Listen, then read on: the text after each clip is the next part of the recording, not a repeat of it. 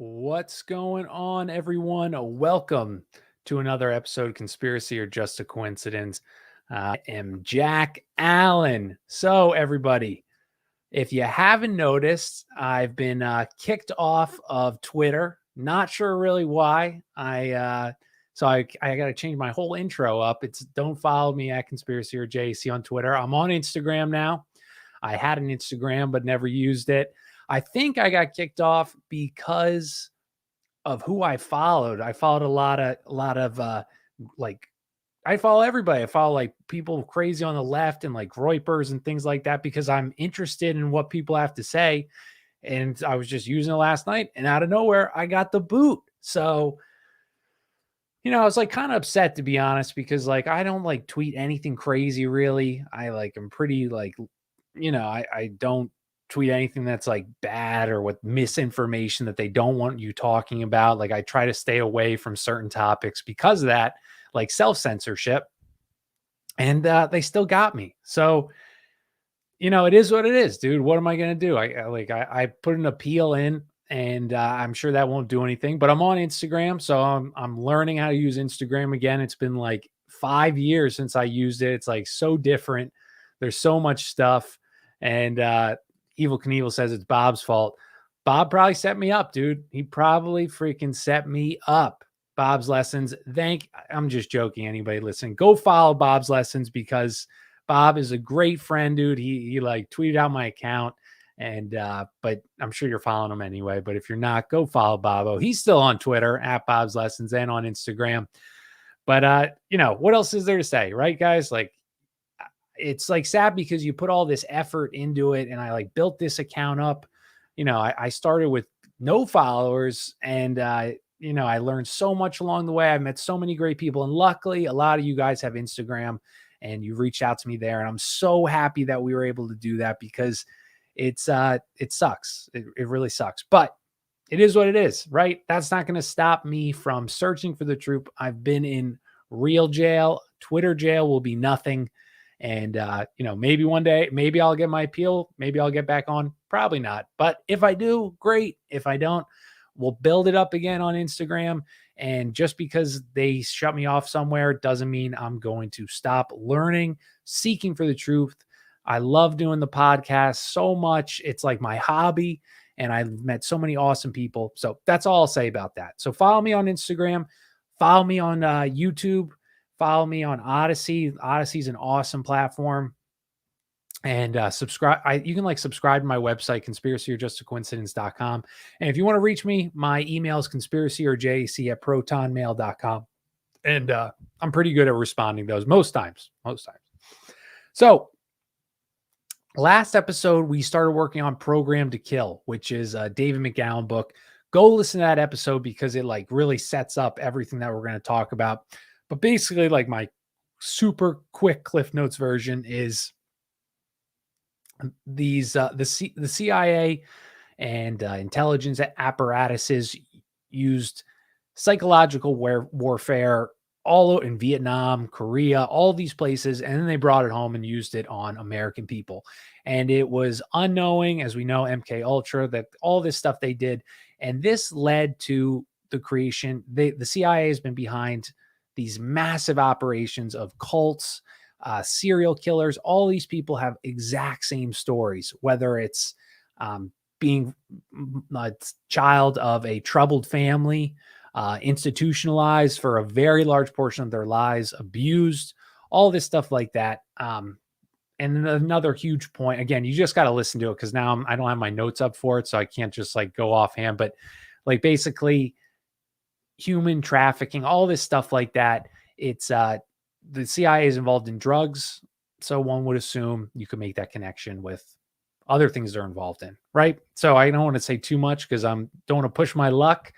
But today we're going to start with part 2, and then we're going to do part 3. So part 3 will be, we're going to go over all of the big name killers, which I know so little about. I'm not one of those crime history guys, but that's what we're going to do. We're going to kind of talk about today. So we're going to talk about with the guy, start with Henry Lee Lucas. And Henry is a crazy story, but there was one quote from David Berkowitz, who was son of Sam Killer.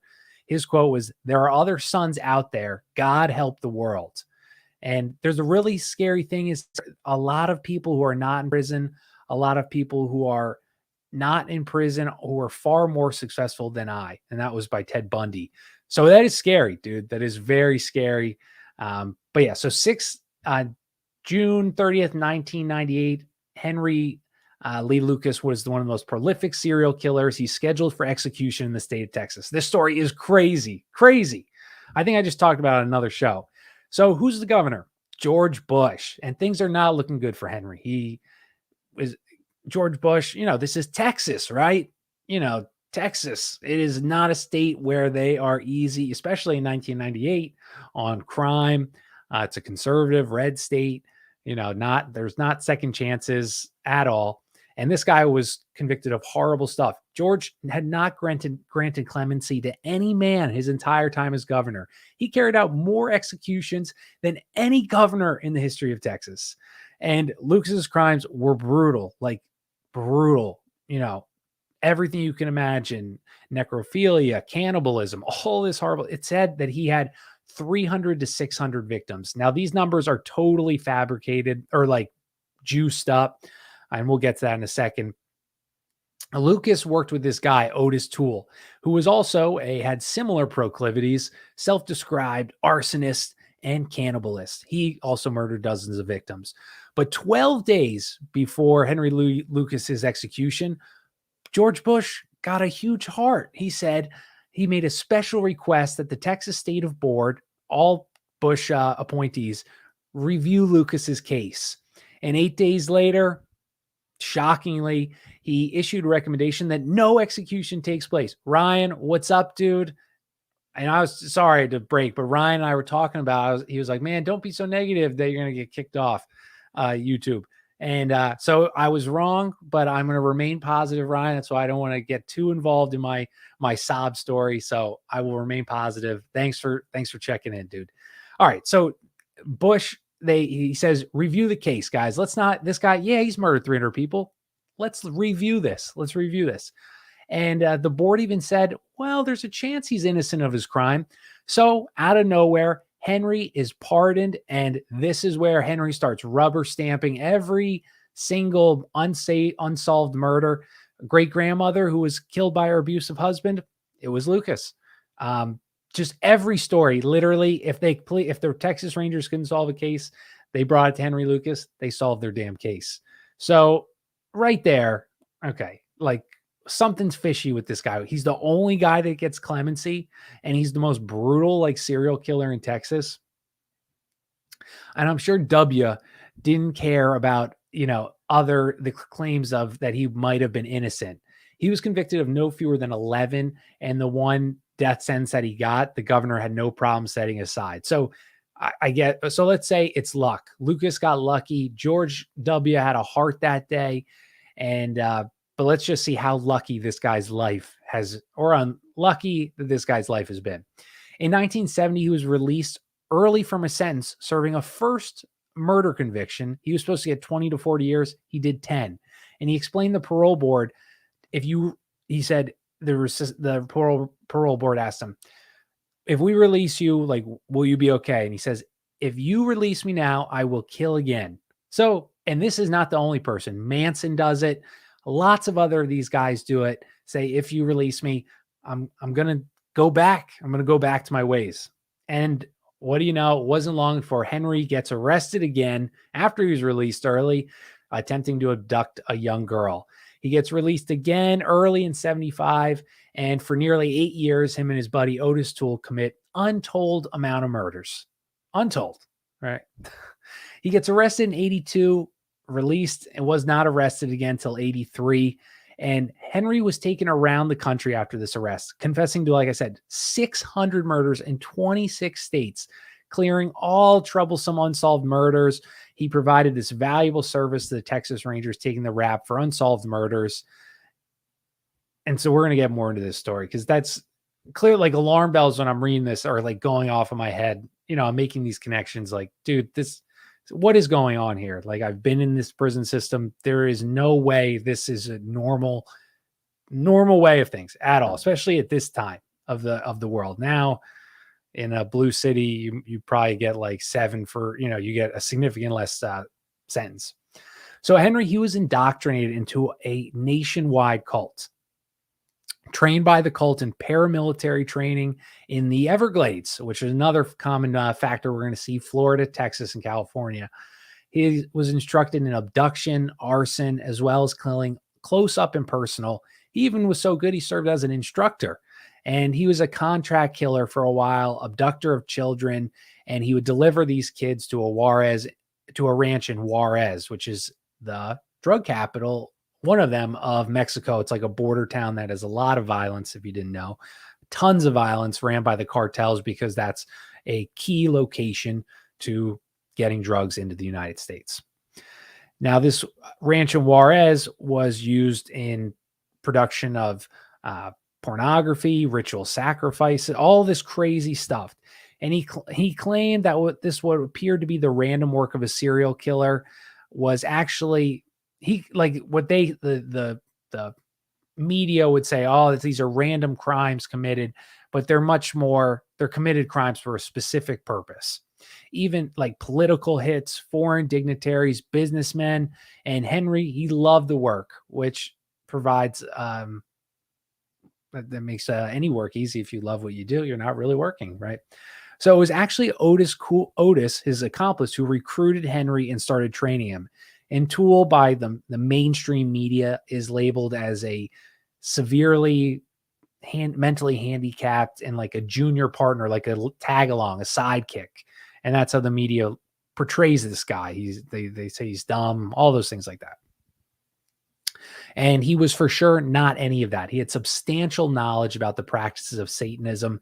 He was raised as the devil's child. That's, I'm air quoting if you're just listening, by his grandmother who lived with Otis and raised him. His childhood had lots of abuse, incest with family members, father's friends, sister, all this stuff. His grandmother was actually, and his grandmother was his mom, and his dad was her son, and that was his dad. So it was just this totally messed up family. It's a multi-generational, not God-fearing people. I guess that's the best way to put it. While we're on these crazy websites, they would eat like all these animals fight to the death, digging up bones in graveyards, doing ceremonies with them and stuff like that.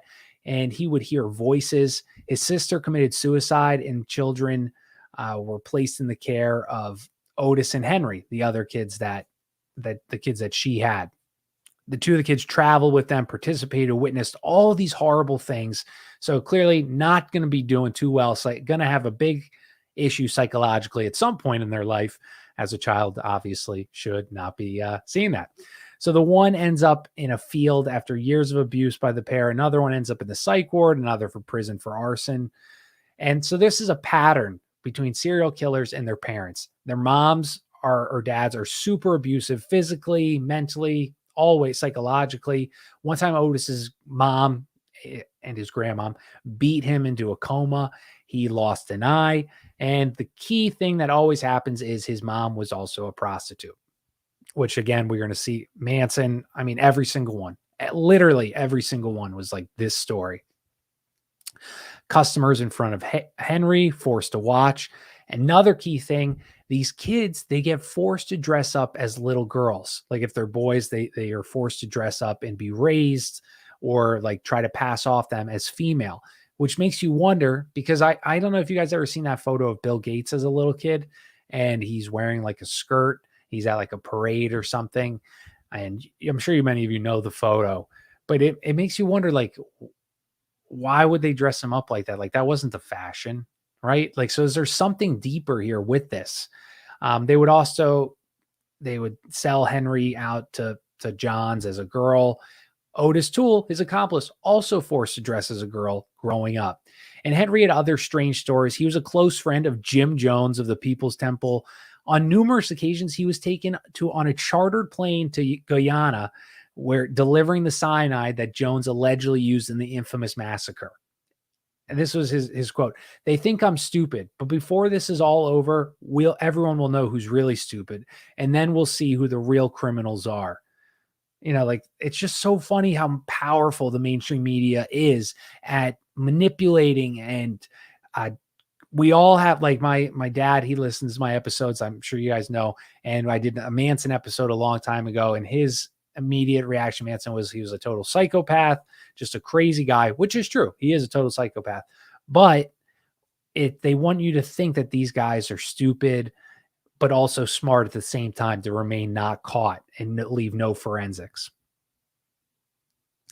So Navy psychologist claims, like, Office of Naval Intelligence had taken convicted murderers from military prisons.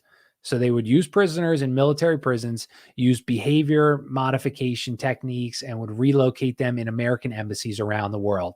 I'm sure no issues came across that. That probably was because they were getting a second chance, and they were super good secretaries at taking notes. That's what I see in that. Dr. Narut, this is guy that was speaking out a little bit because he thought it was all going to come in the open. He said that the U.S. was creating large numbers of assassins to kill on demand. And it was convicted murderers serving military prison sentences, because, as you guys know, military prisons, like, we have no idea what goes on in a military. I literally have zero clue. Maybe you do, but you don't, you at least have a little more ability to see what's going on, like some transparency in regular prisons.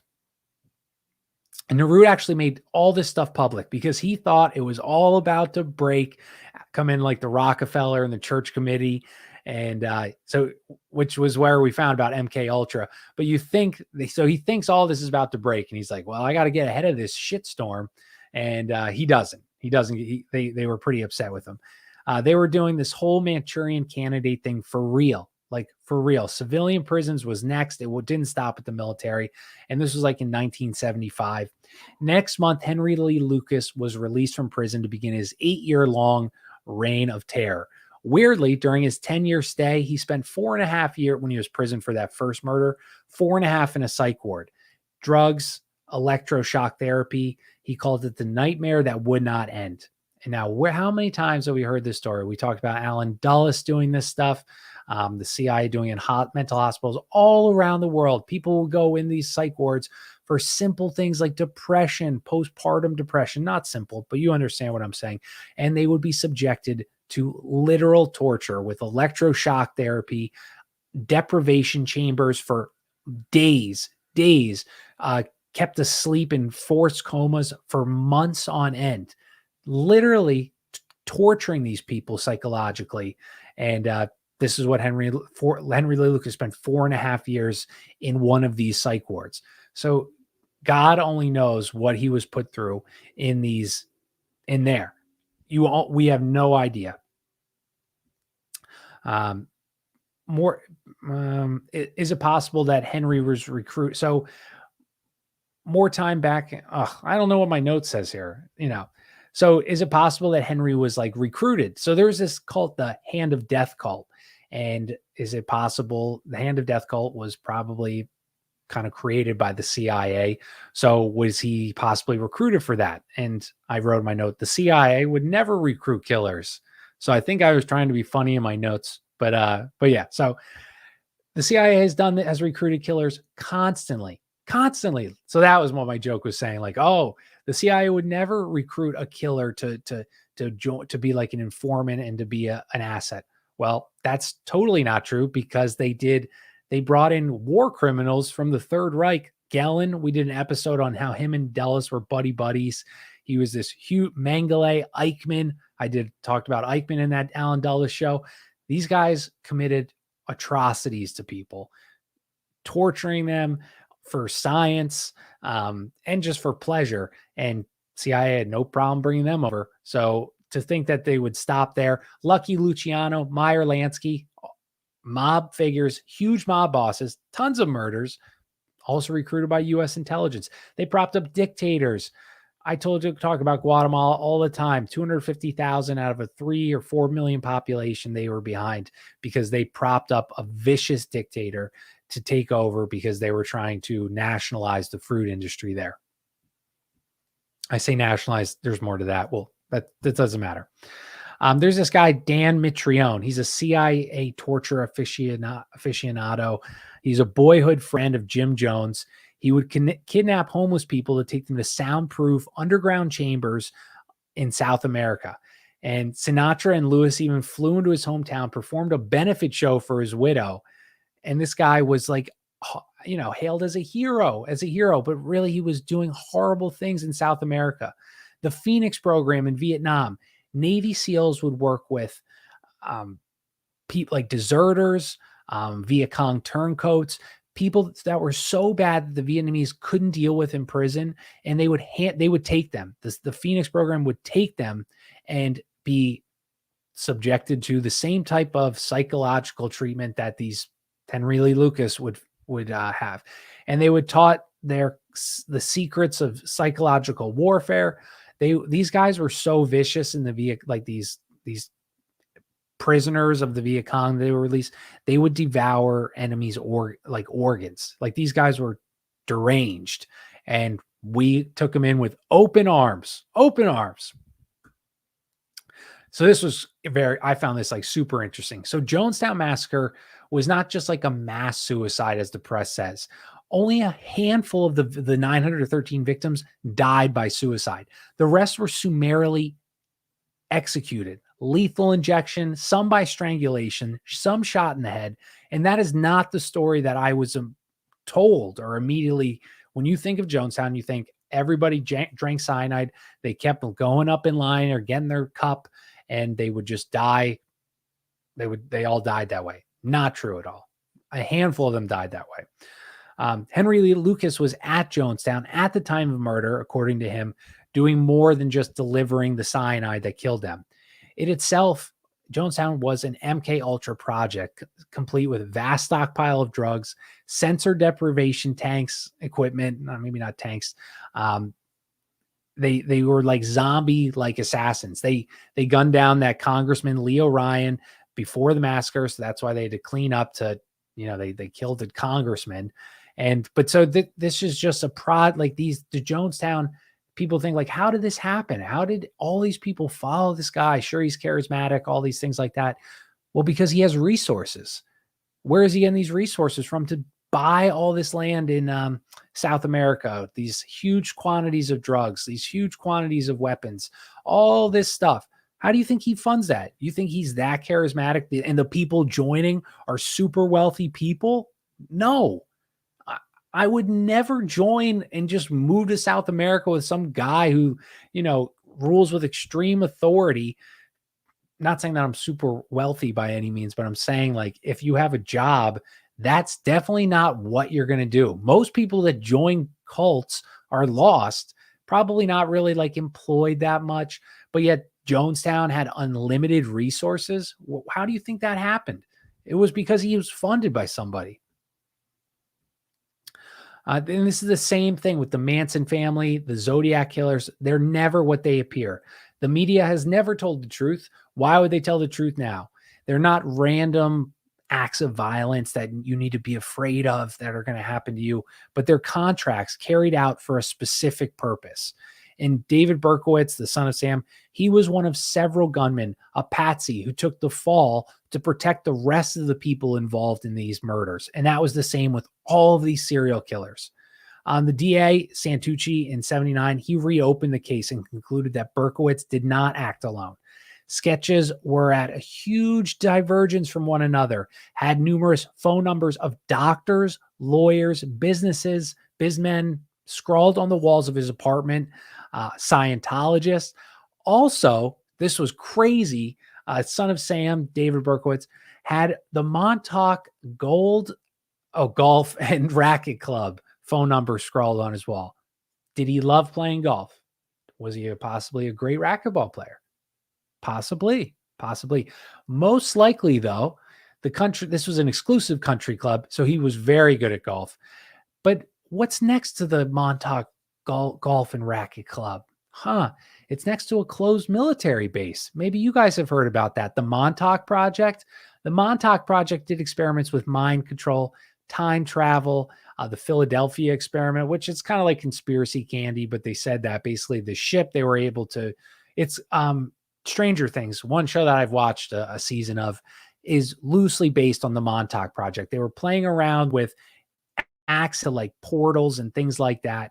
And that was where Son of Sam Berkowitz is. He had the phone number of the country club that's right next to the base, right next to the base. Just, again, it could be a conspiracy or it could just be a coincidence, right? In 94, this guy, and this just wasn't in America. That's where I'm going here next. There's this guy, Pietro Pacciani. He committed 14 killings, and the real mastermind behind his killings, according to police, were high society non-Christians. That's a good way to avoid you know what that means. There was weird rituals led by this distinguished doctor.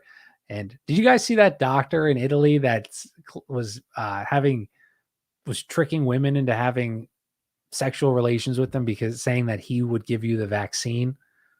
Italy doctors, dude, crazy. How does someone get away with that in 2021? I mean, he got caught eventually, but who would believe that? Like, Italy's not a third world country. They're not like superstitious. How did this doctor just do that? Anyway, okay, so so these rituals were led by a distinguished doctor.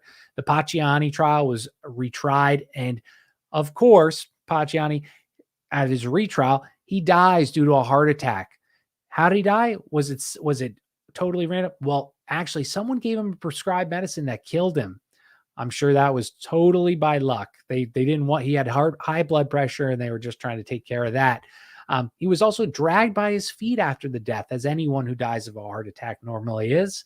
And his close friend, who was also involved with this, who was speaking out, was found hanging in a stable with his feet still resting on the ground. Difficult to hang yourself when your feet are still touching the ground. His daughter, who was 3, and the mom also were found dead in a burnt car. And so a lot of these unchristian events are done with, I told you about the organs in remote farmhouses, remote look like the ranch in Juarez that we're going to dive into more deeply. Artists who Pacini worked for as a gardener, whose home had incriminating evidence. He disappears days before the trial. He's hiding out in Belgium, which we had a story last episode, the monster of the Belgian beast or something like that, who was a guy that had all these convictions, soundproof rooms, all this stuff. They promote the guys that prosecuted it correctly, which meant letting it go. And they got rid of the people that wanted to do well, wanted to do good things. But so this guy, the Pacciani, he's tagged the monster of Florence. He was bankrolled by upper echelon. He had 2 houses, over $75,000 in cash when they arrested him. So a gardener, and an artist, that's what he did. Can't normally afford 2 houses and have $75,000 in cash lying around. From my experience, maybe people have different experiences, but I'm pretty sure no, they can't afford that. The judge of the case received death threats. This happened, and this again, I talked about Belgium last episode. Algiers, another story like Pacciani, over 30 killings. In one of France's most civilized cities. Cover up was happening between senior officials and the exploitation of young women, just like the trial that's going on right now. Claims some of the murders were ordered by most prominent citizens, witnesses, and blackmail, and just all these guys were police officers, the mayor, news camera guy. Cameras were everywhere during these events, these orgies with underage children. The prosecutors of the case stopped the investigation into the corrupt politicians in Paris. And this is so normal, right? The Reuters headline for this huge case had evaporated. The guy reneged on his confession, Algiers. The prostitutes that came forward to say all these politicians and policemen are involved in France doing this, they admit they lied. They get jailed for perjury. A story that we've heard before and again, like the Franklin scandal, where the victims that come forward to speak out end up recanting their story, or they get charged with perjury and get imprisoned longer than the people partaking in this abuse. Is that not insane? Insane. So the two people, these two girls, they were jailed. It's just so sad, dude. Like the Franklin scandal, the one girl who stepped forward, whose story never changed. You know, the one guy, Paul Bonacci, his story, you know, I won't get in it, you know, I still believe him, but the girl, she never changed her story. She got like 10 years for perjury, longer than the guy, Larry King, who was behind the Franklin scandal got. He didn't even get that long. She got longer for coming out. But back to Otis Toole and Henry Lee Lucas. So we said Henry, he was got clemency by W in Texas. Well, Toole, he's in Florida. Florida's going to get him, right? Red state, you know, they love their guns. They love Second Amendment. But something funny happens for Henry's accomplice, Otis Toole. Henry, his sentence was commuted. And again, Florida is pretty overzealous in the use of the death penalty, but they aren't for a monster. Wait, that doesn't make much sense. Also note both Henry and Toole. Now, if you're thinking about this time frame, Florida and Texas, who's running Florida and Texas? So you got W in Texas, and you got Jeb as the governor in Florida. The Bushes, the Bush brothers, the Bash brothers, both removed the death penalty for two vicious serial killers in times when we were not shy of using the death penalty, and they were in two red states. Does that make sense to you? Does that make sense? No, it doesn't make any sense, because the Bush family is so corrupt. They're disgusting. Every single member of that family has literally sold out American lives to benefit themselves. And that's another episode, but they are just truly evil people.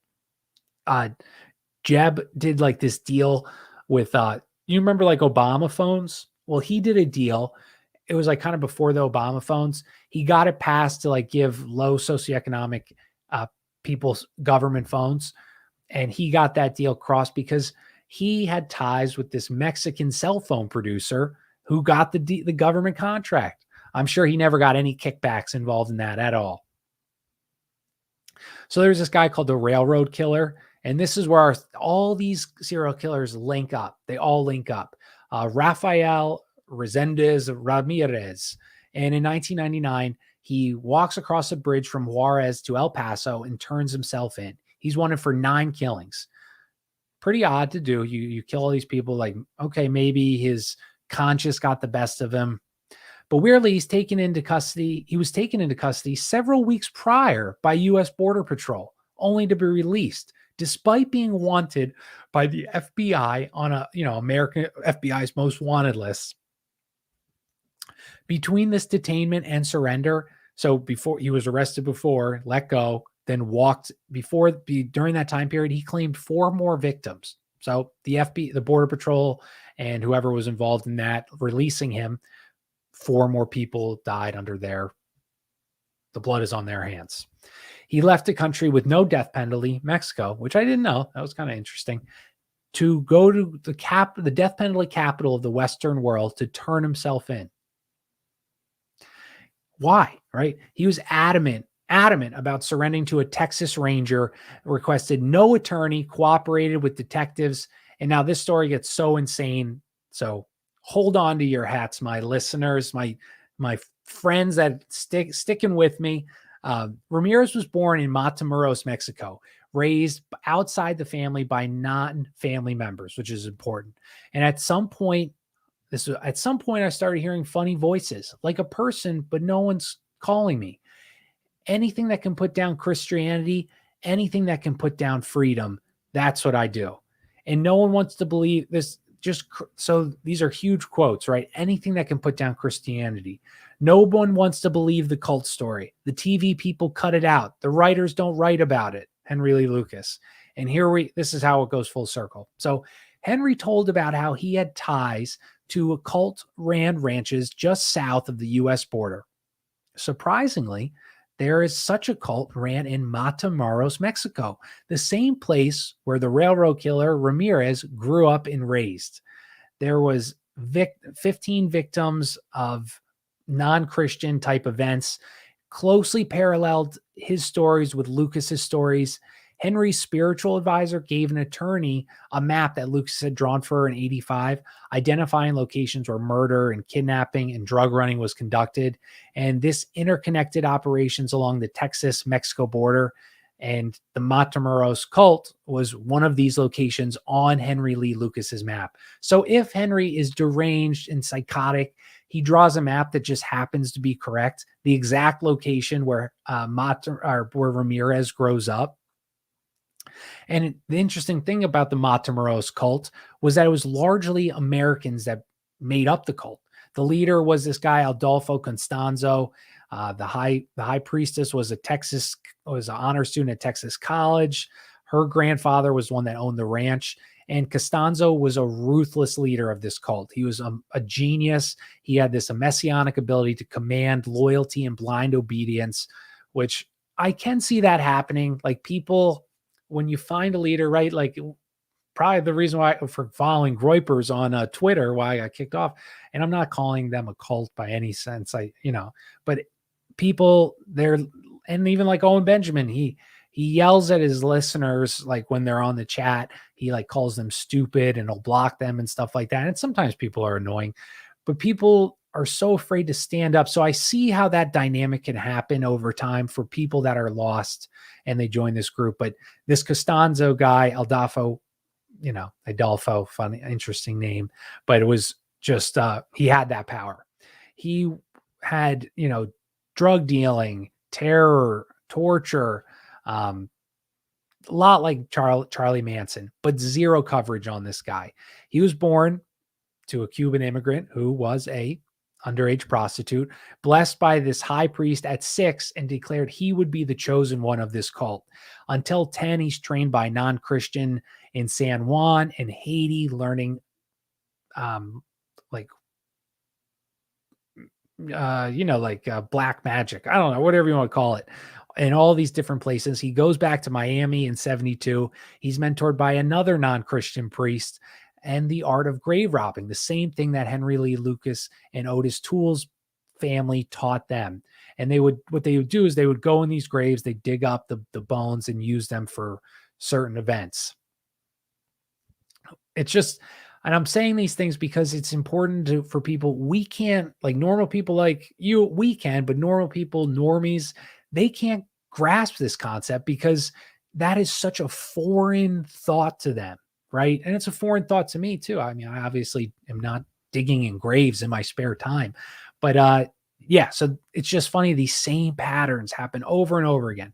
So his mother is arrested 30 times for prostitution charges. Charges never stick. Interesting. She's also a witch. Authorities find her living in a vacant apartment smeared with blood, feces, and urine covered all over her. Another thing that we keep this use of these things in events and abuse. So they find her covered. And so Adolfo, they don't remove him from her care or anything like that. They take her in. And so Adolfo moves to Mexico City in 84, and he served as this like psychic to the stars. He lived in a beautiful, lavished house located directly across from an elementary school, which I'm sure was on purpose. Like there was famous celebrities. The mistress of the president of Mexico followed him, another head of Mexican branch of Interpol. And this guy, the Mexican branch of Interpol, considered himself to be Costanzo's godson. He killed himself in Mexico after killing his wife. All three are killed in the same burst of gunfire. So that doesn't make sense. He killed 3 people and 2 people and himself with the same burst of gunfire. Like, how do you do that? How do you do that? But the Matamoros cult was exposed in 89. Police found drugs, occult paraphernalia, all this stuff on the ranch, the same one where Ramirez was trained. Hopefully you guys are sticking with me on all these names. So you have the Matamoros cult, which Ramirez, the railroad killer, grew up on, was trained on. Henry Lee Lucas identified this cult before this broke the the news about what was going on there. And then you had this Adolfo Costanzo, who was the leader of this cult. So the police find all this stuff. They raid the ranch, probably because it got two people, and regular people were like, people are going missing. Things are happening here. Like, you need to help us. So they were forced their hand. So after they find this stuff, they let it go for 4 weeks. Then they return. They arrest 4 members of a famous cartel family, the Hernandez drug family. And 2 days later, first bodies are starting to be exhumed. Beheading, grotesquely disfigured, internal organs taken, and they were in cauldrons in the farmhouses of the ranch. Spines taken, made as necklaces. People boiled. All these horrible things. Some of the victims, though, it was not random as they like you to think these serial killings are. The one was an owner of a cocaine processing lab. They found out he was an informant for the Federales. His mistress was also killed. 3 former police officers that probably weren't doing what they were told. Nephew of a U.S. Customs agent that probably was on the take but couldn't get something done. A federal judicial police agent in charge of narcotics investigations. They killed 7 in a drug trafficking family in a mass slaughter because they thought they were going to rat to the police on the complicity of the police in the drug trade. It's again, like, they want you to think serial killers are just as fear. They love to scare us. They love it. And not that doesn't happen. Random people get hurt all the time, I'm sure. But they want you to think that, like, there's this like MO, the way serial killers operate, and that they pick a certain type of person and they only go after that type of person, like brown-haired girl, young, whatever it may be.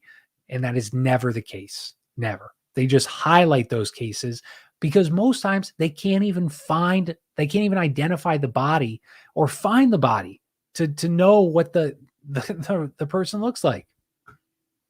So Mexican authorities, they formally charged 4 cultists with murder, kidnapping, drug trafficking. 2 days later, Federales come again, or they've just uncovered all this evidence. What happens?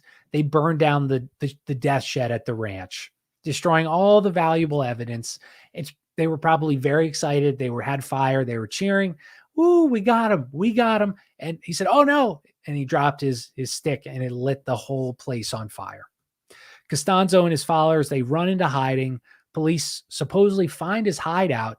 Even though they've been on the take for so long, they find his hideout. And there's thousands of rounds fired back and forth in a 45-minute gunfight. Crazy. And then shockingly, none of the cultists were shot and 1 officer was wounded. So horrible aim, or there's steel walls wherever they were hiding. And supposedly Costanzo and his lover were executed in a closet by the priest that was with them, that's the non-Christian priest. And 3 survivors were captured and charged. Reports came in immediately that Adolfo faked his death. The 2 bodies that were killed that found that they said were Adolfo and his lover, you couldn't tell because they used automatic weapon fire to get rid of them, dispose of them, and they couldn't identify who they were. So his body was flown out immediately to the U.S., claimed by his mother, and cremated within days. Whenever somebody in news stories quickly cremates, like JFK, or I don't know if JFK, or whenever they don't do a good examination, something's weird because the government, have you been to the DMV? It goes slow. There is nothing the government does quickly. That is not their MO. They move slow. And so they moved in days. They cremated this guy that they found. The investigation grows as details come out. Infants were involved in these events. They were bred for that purpose. 87 to 89, 74 unsolved ritual homicides in Mexico City. 14 were infants. All these high priestess displayed signs of split personality. They would be married like on Halloween Day. And like this one that we're specifically talking about was to the Hernandez drug family.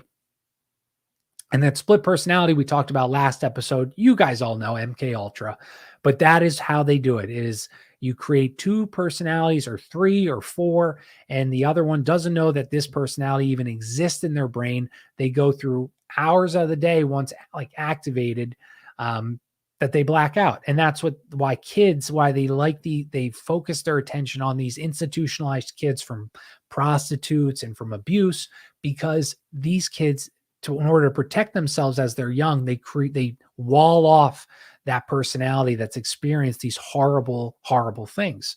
And they can bring that back out. They're easier to create this. And the example I used last episode, go listen to it if you didn't, but is like autopilot. When you're like driving home from work and you pull in your driveway and you're like, wow, I'm home. I know I literally couldn't tell you one thing that happened on that drive. I know I did it. And that's what all these killers say. Like they blacked out they don't really remember it. They know they did it because people tell them they did it. And they vaguely maybe like remember going to this location, but beyond that, they don't. And that's super important. So these people in these cults, oftentimes the higher ups have these split personalities. And like I said, drug trafficking, yo, We Live, great movie. Or maybe someone said great, We Live. And I don't know if he's talking about the movie or me, but anyway, back to what we were saying. So that the split personality high priestess, she married into the Hernandez drug trafficking cult, or network, which was huge. And drugs always flow to Chicago, which is an odd location if you think about it, because it is the middle of the country, but a weird place to drop off. And we're going to get to that like next episode, but there's a reason behind that. So anyway, they had this Hernandez drug trafficking family that has ties to this Satan worshiping cult that Henry Lee Lucas is involved in, all this stuff. Their ties to top Chicago mob bosses. And what do you know? Adolfo Costanzo, who was cremated before they could ever examine the body, there starts being sightings of him in Chicago after his death. Authorities say, no, that's impossible, because they know it's possible because it's probably him, but they don't want him talking about all the stuff that he knows. Another excavation began at a ranch near Juarez, another excavation. And again, located precisely on the serial killer Henry Lee Lucas's map that he claimed that this call was called the Hand of Death. And he said where they maintained a ranch. So he identified 2 ranches on his map that cults existed at. Again, I'm sure just blind luck. He's a crazed person and he's just drawing pictures. Early reports found 100 to 300 bodies in mass graves, 22 missing U.S. citizens, a number of former FBI and DEA informants in this pile of mass grave. The U.S. authorities, after learning from the Matamoros case, because they're looking bad because Americans are being killed, they say, all right, Mexico, we're going to take over here. We're going to run this show. And this was a total like invasion of Mexican sovereignty. So and it was condemned by the Mexican press. Was it because they cared? Do they care about all these people in the mass grave? Did they? No, probably not. They probably needed to do that to make sure the right information came out. Bodies were transferred to U.S. for forensic exam because they care. All the evidence was secretly moved to the U.S. Media coverage stopped after being assured, nothing to see here, folks. Oh, no, just a drug war. No, it was not a cult or a mass killing. No, that's a conspiracy theory. And victims had been detained by men in police uniforms. So how, like, of the people that that's what their story was. So are the police kidnapping these people? Maybe, or it's people that have access to police uniforms because the police are condoning this activity. Not all, obviously. No investigation between the bodies exhumed or the missing persons case and the unsolved murders of hundreds of young women in the Juarez area. Brutally abused, tortured, all this stuff is just horrible. So because now this is so huge as well. So globalism is behind all this stuff. It's not just greed. Greed is definitely why let's ship out jobs overseas. But globalism, there's a deeper reason behind that. And I think you can make this connection why when you have a global reach, you have global networks that you can do things in places that you could have more clout, more power, So NAFTA was signed, and it turned Juarez into essentially a slave labor location. Mexican officials in the 60s, America's killing it. We're doing really well in the 50s and 60s. Mexico is not seeing the same type of economic boom. So the Mexican officials say, please, American corporations, build your factories on our side of the border. We won't tax you, zero regulation. And we're trying, obviously, they're thinking they want to do this to build up the economy of Juarez. At least that's what they're telling their residents. They're probably being paid off to do this. And as globalists always do, they go, if they can increase their profits by 50 cents per unit and employ people that will work 30 hours, 15 hours a day at a third or a fourth of the price of an American, they do it. They do it. Globalism is literally the worst thing. It's disgusting. Oh, God. But anyway, before long, tons of factories are popping up in Juarez. 500 factory employing over 200,000 workers. 80% of the factories in Juarez, American owned. And as population is growing because of these factories, because you're getting more and more people that are in very sad situations coming to get just to survive. No investment in infrastructure, no taxation. Taxation was literally voluntary for these American corporations that were building in Juarez. Most of the companies probably just paid somebody off to not have to pay taxes in Mexico.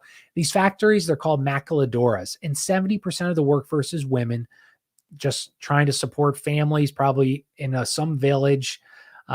These neighborhoods are essentially shanty towns. We've all seen that Amazon photo, that dystopian, beautiful Amazon fulfillment center, and the shanty huts outside of it. It's in Mexico. There's no roads at this time in Juarez, no utilities, no public service, no street names. Drug lords rule the town. And murder happens in broad daylight still to this day. Death squads working for the drug lords make tons of money. They run everything. And it is against this backdrop that most of these murders, like I said, they found 300 people in a mass grave had been committed in this town at this time. So many more now. Most of the victims had been these maquiladora workers. If late for a shift, or, hey, you got to come in and we're covering this person's shift, you need to be here in 10 minutes. They don't get there. The factories would lock the doors for safety. Well, so now these poor women are left on the street. Also these factories in Juarez, when they would hire these women, what would they do? They would, we all have ID photo. Well, most people get ID photos at work. Have you ever had a full body ID photo, multiple photos of you in an outfit from all different angles for your safety, for your ID photo? No? Well, that's what they would do in these factories. Why would they do that? Well, then this factory, who was the manager there, is buddy with these cults and drug traffickers who are hand in hand, as we've just talked about. And they would have essentially an album or a catalog of women which are then given to whoever, and the victims are selected. Then they make the call, you need to come in. They lock the door. They're alone. No one's on the street. That's ran by drug lords, and you can put two and two together. The first Juarez victim of 93, the lead suspect was this guy, Abdel Latif Sharif, who you wouldn't think would be in Juarez with that kind of name. He was born in Egypt. Sharif, like so many, was sexually abused as a child by his own relatives. He immigrated. He lived in New Hope, PA, which is actually pretty close to me. And by 81, he was in Florida. He's working as a chemist and an engineer. He rapes a 23-year-old woman, gets probation. He beats her and rapes her, gets probation. And again, that was in 81. So no, not crazy long ago. Doesn't make any sense. He does it again a few months later, because why not? He serves 45 days. That's almost the amount of time that I had to serve for my crimes, like one of them, for his second rape. Next year he gets married. He's changing his path. Sharif is going around a new life. He beats his bride unconscious. She divorces. He beats and rapes another victim. While awaiting sentencing, he escapes. He's recaptured, sentenced to 12 years. 6 years later, he gets paroled. pretty short time for somebody who's committed like 4 rapes and violent, and not even a citizen. He's set to be deported in 81 and 80, like 4 or whatever, but he's allowed to stay. Why? Why? If anything, this is in 80s where we don't have these like progressive media. People, were much more reasonable, I'd say. Why? Why do you allow someone like this to stay? Because somebody has a reason for him. He found work. He's got a job. He gets released. He doesn't get deported. He finds work in Texas at a place called Benchmark Research and Technology. He's even photographed shaking hands with Senator Phil Gramm. And he's praised like in a little catalog by the U.S. Department of Energy, like as a picture, like, look how great this guy, like, look at our workers. They're so happy. And so in 91, he gets arrested on a drunk driving charge.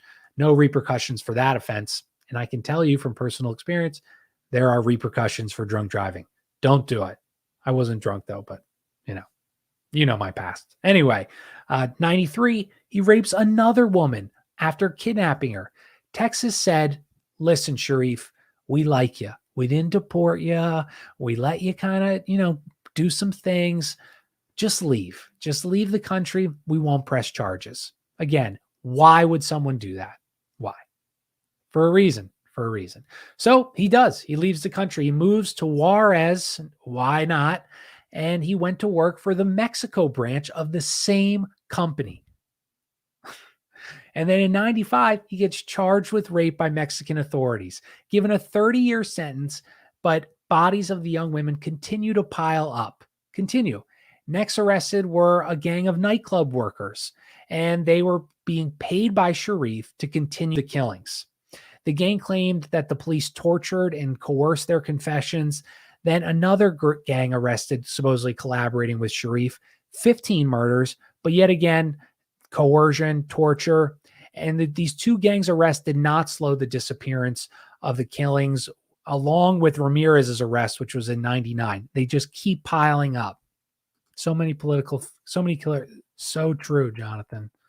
Jonathan says, so many killers have connections to political figures. Yes. That's this whole point is that. So Sharif, this guy, the Egypt guy, all the rapes, blah, blah, you guys, you're staying with me. You're with me here. You guys are smart. The killings are still happening and he's locked away. Ramirez, the guy who we started talking about like 20 minutes ago, the railroad killer who was ties with Henry Lee Lucas. He's arrested. Killings are still piling up. There's 8 bodies, 300 yards from headquarters of the maculadoras, the factories. So if these serial killers that are causing all this thing are locked away, why is the event still happening? Why are the women that are working in these factories still being kidnapped? How? Oh, and then so they say he's ordering from inside the jail cell. He's paying them to do it. For what? They have no money. How does he have all this money? Doesn't make any sense. So the confession, so these more bodies happen after all these people are imprisoned, and they get confessions from 2 bus drivers through torture. The police had searched the vans that supposedly were used to abduct the women. No evidence. So they planted the evidence. The lead cop of this case refused to do this. He said, guys, why are we planting evidence on these 2 innocent guys? And he quit. He said, the police are in on the murders. He got death threats. A federal attorney in Mexico City said juniors. These juniors are what they're called the sons of wealthy, powerful Mexican families, were connected all to the killings.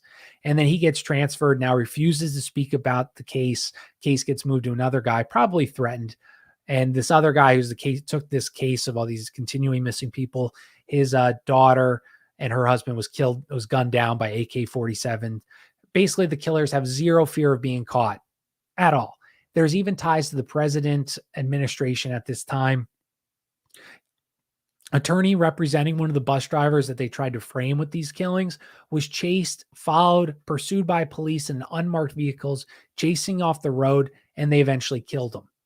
So what the point is that I'm making with this is that these killings keep happening. They pin it on serial killers that, they're just doing this, and then they still continue when they locked away the same the same kind of operation, the same people going missing, these workers in this case. So what does that mean? What does that mean? How is that happening? So are these killings the serial killers, or is it a larger group that's behind this? And obviously, the answer. It's a larger group. They just use these guys as patsies. In 2002, PBS airs a documentary about all these missing women. And the interesting thing, the victims were missing long periods before their death. Ample evidence of like ritualistic things.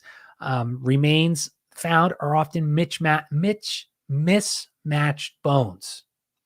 Also bones that were like already bones far before it would happen to a normal corpse or a skeleton.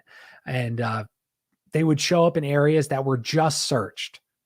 So they got a big pile of bones somewhere, clearly, and they're just putting them, however, to like end the case or to stop searching or to have evidence.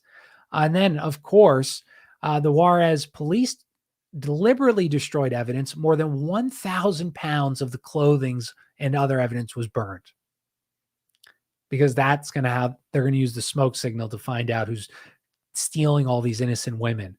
One female witness was arrested, then abused in prison. She was shown photos of a woman being gang abused, doused in gasoline, burned alive. They were doing that to intimidate her, obviously. Jonathan says serial killers have CIA ties. Yes, my man. That is correct.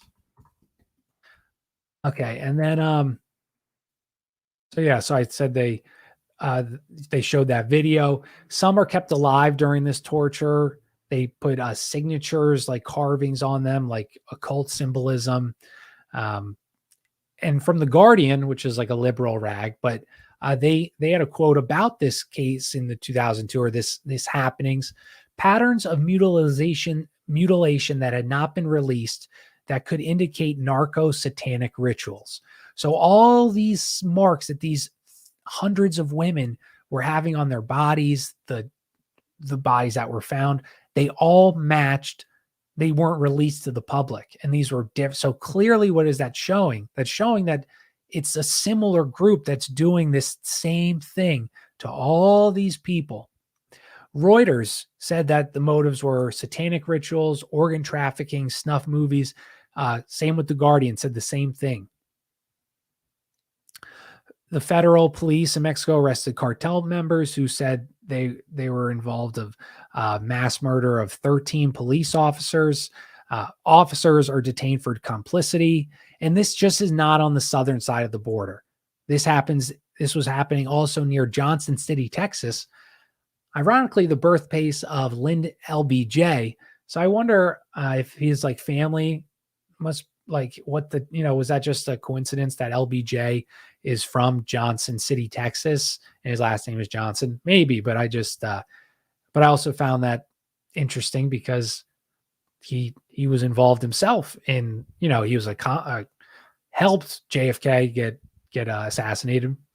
So there was this ranch in Johnson City, Texas. It's ran by German immigrants holding 75 human slaves, many acquired as children. And this is in 1985. We're not talking about some backwater town in the 30s or 40s. This is in 1985. 75 humans kidnapped, enslaved on a ranch. The property is patrolled by armed guards. They kept these people in chains, tortured with cattle prods. Bodies would burned. If they accidentally killed one of them, they would burn the bodies. And Jonathan asks, is SRA consistent across most of the globe? It's definitely like on, I think, this side of the hemisphere, I think. And I think also, yeah, I would say yes, like Vietnam, all these examples happen all over. So the bodies were burned on this ranch in Johnson City. Texas Rangers, who, have been dealing with a lot of serial killers, eventually raid the property after ignoring all previous reports for 2 years and then it took another 2 years for them to bring the case to trial. 15 years and 14 years for the leaders. Another son was acquitted and walked away a free man. So 75 slaves got people 15 and 14 years. Now that's kind of weird, right? Media did its part. You guys are blowing this situation way out of proportion. Police have identified that maybe these people were there by choice. They liked wearing the chains, and nothing below whatever is happening at this location. To my next story, police save a cat out of a tree.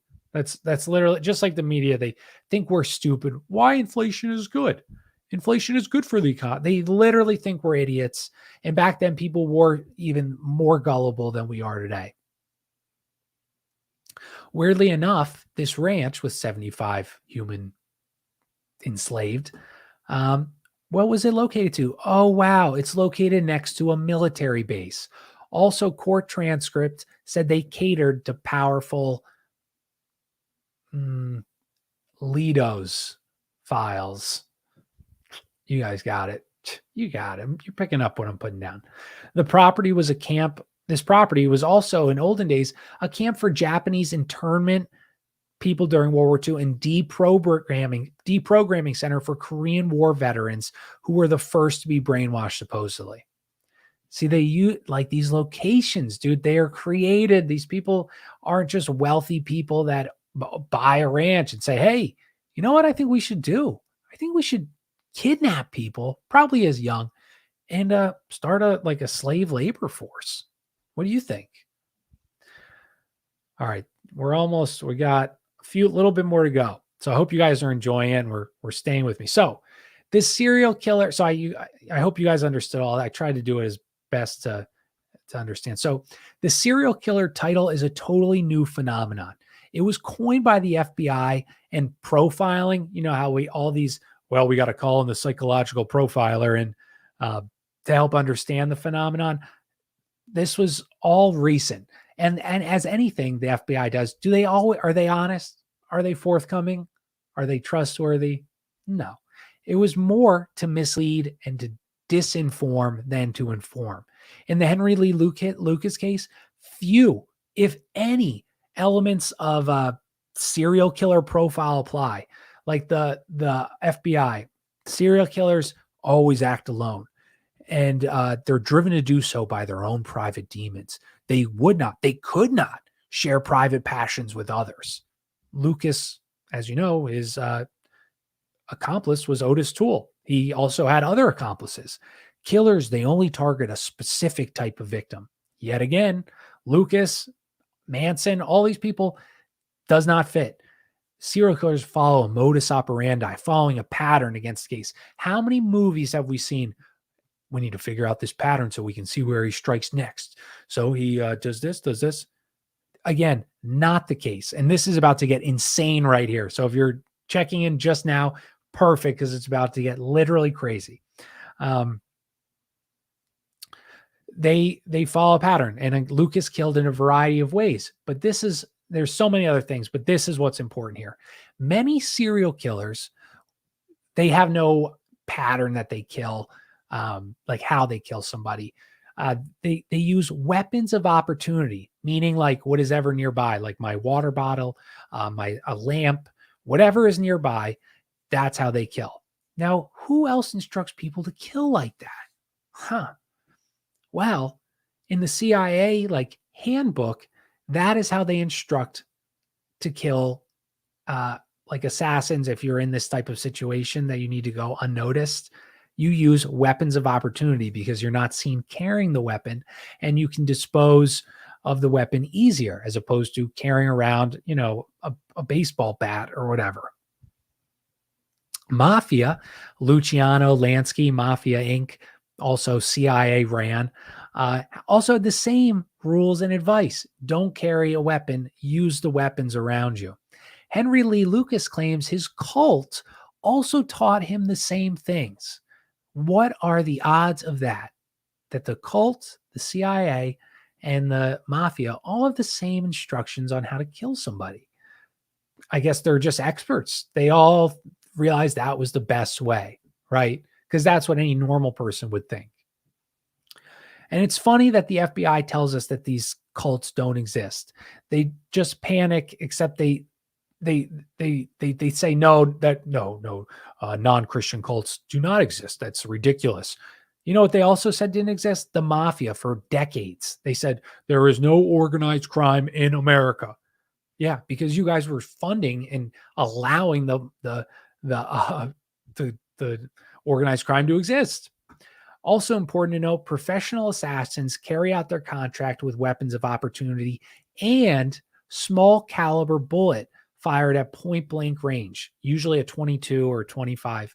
It's clean, that's a small for people. I know so little, so I am not an expert, but that's like the smallest, bullet. It's clean, it's quiet, and highly lethal. Now, why is a small one highly lethal? Because it's small enough, if you put to the your noggin, it won't make an exit wound, so it bounces around.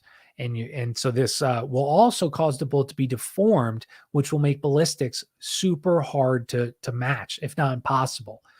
So it's weird that serial killers tend to kill with a 22 or a weapon of opportunity, like literally every single time. Every single time.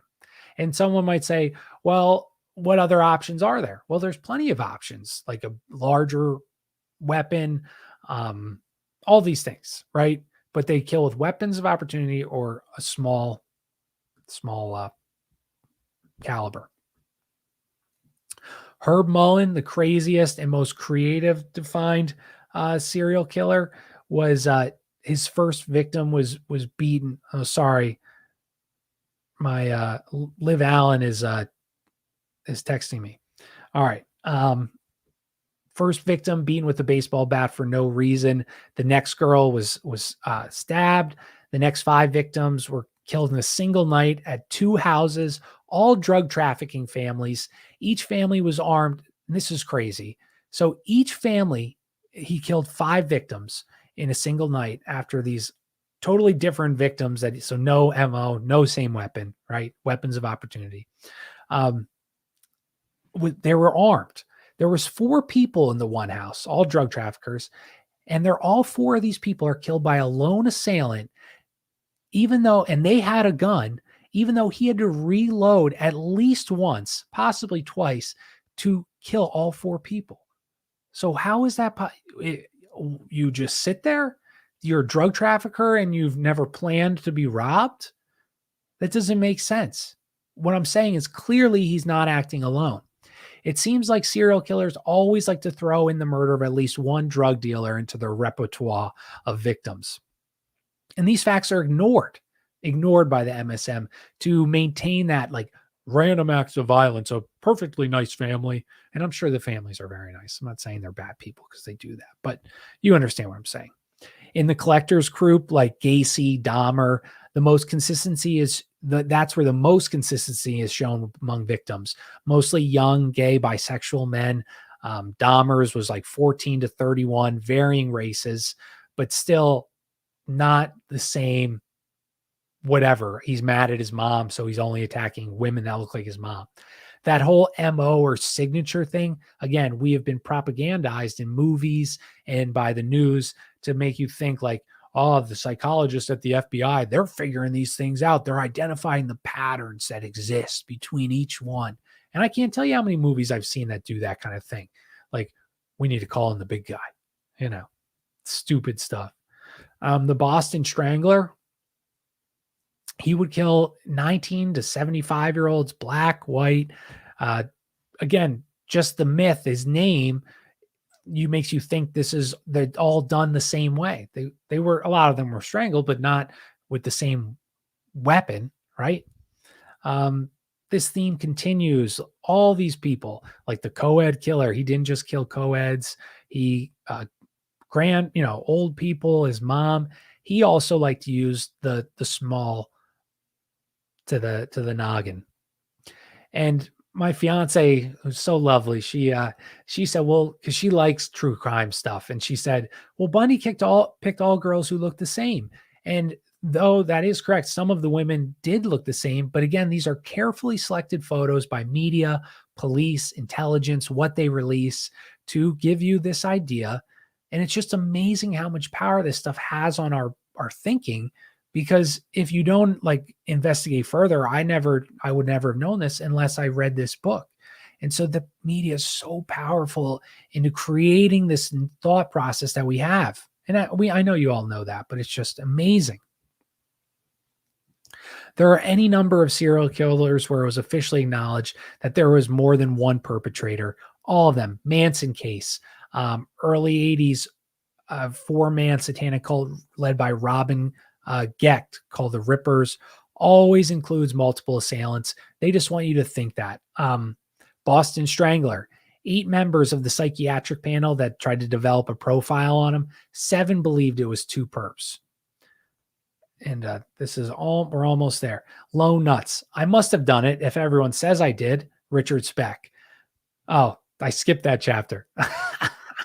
Sorry. All right. So we're going to take a little step away, and we're going to go into like these cults, how they started. And this was really interesting. And this is great knowledge for us, for any of you guys, to help you understand. So in 1875, Madame Helena Blavatsky founded the Theosophical Society. It was an occult-based group.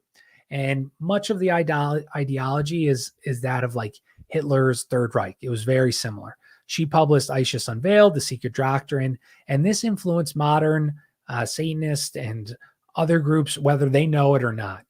It popularized the notion of a spiritual struggle between various races. Nietzsche, he also hoisted like this Aryan Superman idea, like Blavatsky. She introduced her followers to the infamous protocols of the elders, and she pushed the importance of runes, symbolism that we see again up in the Nazi party with the swastika and SS. That was her doing. She valued runes. She said there's some power there behind them. And her group started the same year that this guy Abe Lewis died, Eliphas Levi. And he was a French magician, a former priest. He wrote a bunch of occult books. One of his disciples is Albert Pike. Oh, this is a crazy part. Oh my God. It just ties again, the occult with intelligence. How far does it go back? So Albert Pike was a disciple of this guy that Blavatsky followed, and this Eliphas Levi. He was the chief of intelligence for the Confederate Army. Albert Pike, the highest ranking Freemason in the United States, was the chief of intelligence for the Confederate Army. Insane, right? He wrote the Constitution for an occult-based secret society. What would that be around that time? The KKK. And this same set of doctrine would find favor in the Reich, the same belief. 1875 was a very busy year. You had Crowley born, the Great Beast 666, also an asset of the military intelligence, just like Pike, just like Karl Kellner, Franz Hartmann, Theodor Roos, all of German intelligence. And these 3 guys that I just said, these 3 Germans were the architects of the OTO. What's the OTO? A secret society formed in Germany around 1895 that claims direct descent from Knights Templar. The OTO directly linked to Blavatsky through Hartmann, who is a theosophist. So these 3 guys were a follower of theosophy. They started the OTO. The Hermetic Order of the Golden Dawn was created by a theosophist under Blavatsky, William Westcott, in 1888. This is where Crowley joined. In 1898, he gained his occult celebrity status. He creates his own order, the Silver Star, the Astrum Argenteum. He meets up with OTO German Roos, who appoints Crowley the head of the UK chapter. Same year, penning the manifesto, including the past. He pens the manifesto and includes past Grand Masters Richard Wagner and Nietzsche. See, all these groups, and I'm going to keep going because otherwise I'll go forever. In 1919, Crowley said any non-occult member should be treated as a savage. How are with the Masonic symbolism and all this stuff in movies and stuff like that, we are supposed to be treated like a savage. And we are, aren't we? These people, these secret in the know that follow some weird like religion or beliefs, believe we are just like animals. Yes, John, dude, I feel like John says most secret societies are hybrids of each other. 100%, dude. I'm going to do like a little thing and I'll write it down for anybody who cares about how they break down. But so thanks for stopping in, John. Awesome insight. So Crowley, he moves to Sicily in 1920, where he founds Thelema Abbey. Animal sacrifices, bestiality, blood. An infant died there. Drug usage, devour human excrement. You get it. Those close to Crowley would often die or end up mad, destitute. He would go mountain climbing with partners. They wouldn't return home.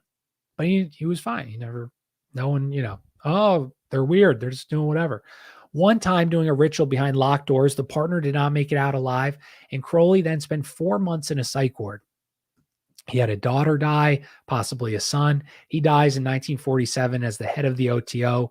And his thing was, do what thou wilt shall be the whole of the law. And we all know that.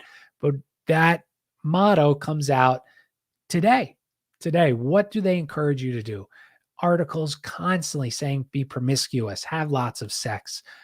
People don't. I saw an article, many couples or new couples, married couples aren't living together. It works.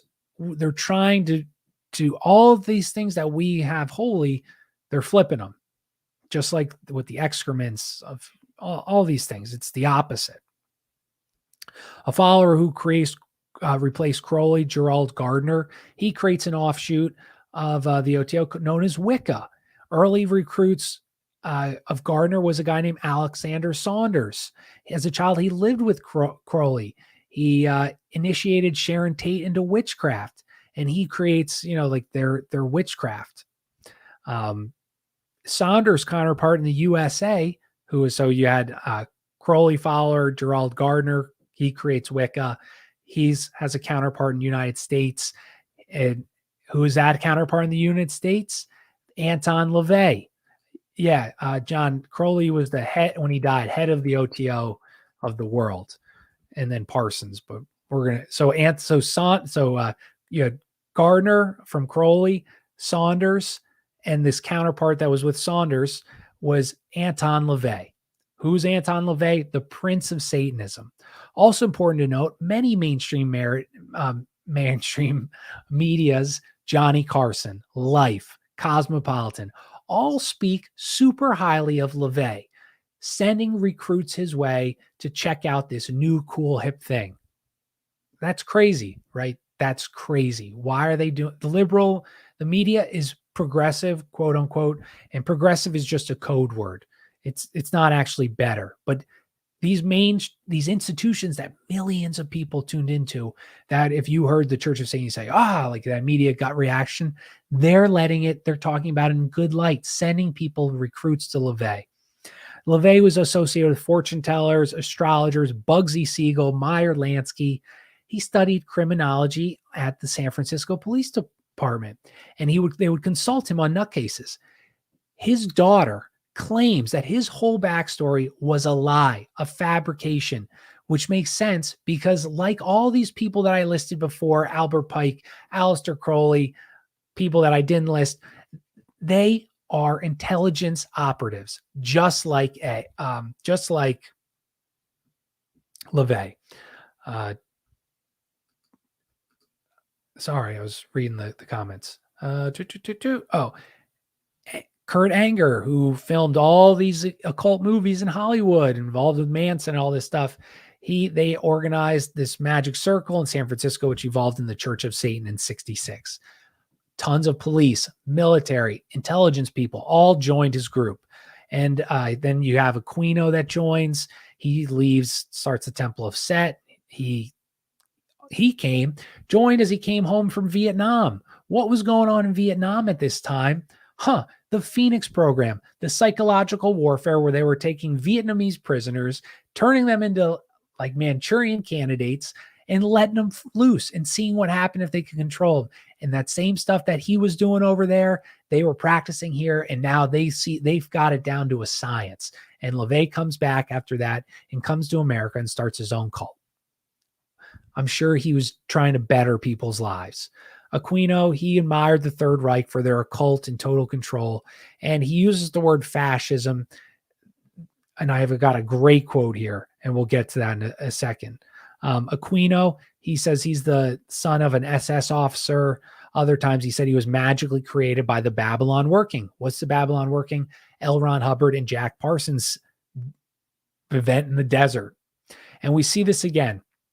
They push out degeneracy. Look at all this freedom. Meanwhile, taking your actual liberties, giving you more drugs, more filth, more pornography, more debauchery to satisfy us savages, because they know that they're going to take away things that actually will make you feel good, and they'll supplement that with garbage. And it works. It works. It works. And that's all these cults, they practice, debauchery, orgies, all this stuff like that. And what do they promote these days? They promote a wholesome marriage, family, and kids. Bobby Buscelli, who's an associate of Manson, was in the Church of Satan.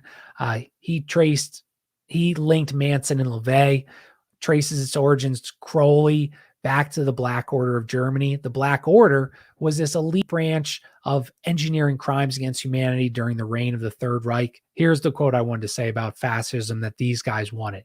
There is nothing inherently wrong with fascism, but replacing a screwed up, disjointed, stupefying fascism with one that is more sensible and truly progressive. I think that is a brilliant quote that describes what these people liked. They didn't like that the Third Reich was very conservative, traditionalistic values. No, they loved the control they had, and they wanted to replace those values with the degeneracy we have today. Just like the government that we have in America, it is becoming more authoritarian, fascist, but not in the sense of fascism that was used in World War II. It's this progressive fascism. We're almost done. Last page. So I hope you guys are enjoying it. Let me text Liv Allen. She's at work right now, so she worries about me. But endorsed the Church of Satan. They endorsed cannibalism. Served guests amputated thigh of an unidentified young woman donated by a Berkeley physician. I'm sure that was up to code, right? That's totally normal. So you have LaVey from Crowley, you have Parsons from Crowley, which come from the OTO and the Hermetic Order of the Golden Dawn, which come from Theosophy, which comes from this Elias guy, but basically which comes from Freemasonry, which comes from Knights Templar. And it's all interconnected. Just like Jonathan said in the chat, he said, I think most of these secret societies are like one another. So it comes from the top. Knights Templar above, that's probably like the old secret societies, of ancient times. They've carried these traditions down to, let's say, the Templars or whoever, the Gnostics. And so they create these little groups, like little offshoots that take the big things important about it, and they change, whatever maybe they like, but the general basis keeps the same.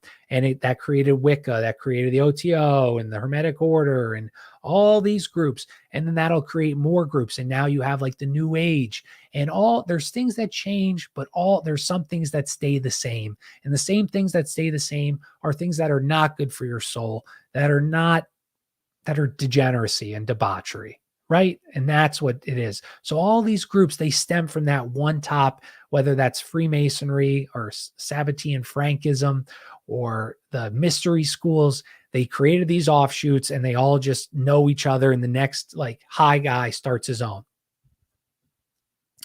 Parsons, who we just said, came from Crowley, his right-hand man was L. Ron Hubbard.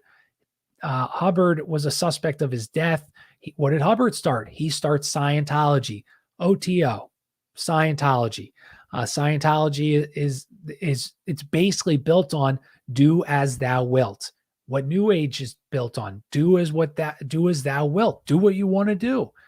Don't be bogged down with all these responsibilities, man. Live free, dude.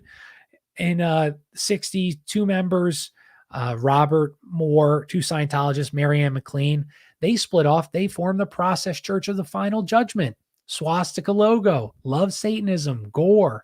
They had a bookstore on organized crime, hypnosis, brainwashing, the occult, all things that are ran by the intelligence apparatus. They came to America in 68. to San Francisco, not far from the Church of Satan. They were recruiting members. They had recruiters in the streets recruiting these hippies. Signed some famous people. They were located right next to the Manson family, and commanded his followers, thou shalt kill. And they would also do grave robbing. The same thing Otis Toole, the same thing that Adolfo's Constanzo. All these serial killers do the same stuff. Why? Why? Do they all think the same? No, they don't all think the same. It's because they're being taught something. The Process Church, they changed their name to the Omega, the Best Friends Animal Society, Rugby Soldiers with Hollywood Celebs. Again, we just see these branches, these huge branches that form all these new groups, taking what's socially acceptable or pushing that line, going up to the line, stepping over it. The Process Church spawned 4 Pi cults and a sister group, both that had ties to the Zodiac murders. Manson was involved in drug trafficking, just like Henry Lee Lucas said his cult was. Otis Toole, Henry Lee's Lucas accomplice, paid visits to the New Orleans HQ of the Process Church of the Final Judgment. And this is the last part here. Let me see. What do I want to... So again, like I have more. I don't want to keep everybody too long. But okay, so the spawn, before we really get next episode, we're going to do all the serial kill, like Manson, Gacy, Ted Bundy, all these people, the Zodiac killings, all these things. Just he was the first one was like shot again, the point blank range. They found military wristwatch, military style heel print around one of the first victims. Roman Polanski, and Paul Tate was Army intelligence asset, a Vietnam veteran. What was an Army intelligence asset doing in Vietnam? The Phoenix program. So I don't have evidence to say this, but one would assume if Paul Tate is an Army intelligence, what is Army intelligence asset doing in Vietnam at this time? Well, they're running the Phoenix program, the mind control program in Vietnam.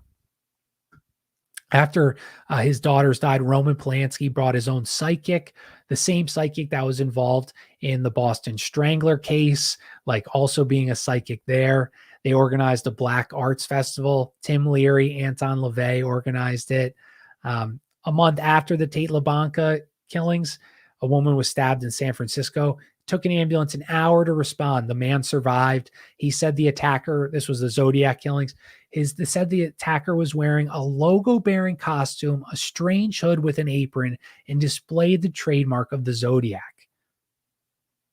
So that was what this man saw, the guy that killed them. Why is an assassin dressing up in a crazy costume? You're going to identify him right away. Oh, and this is the last like little part I'll go on. So the Zodiac, do you guys remember? He calls into a news station, to the Mockingbird Media, and has a chat. He calls himself Sam. He's taking credit for all these killings.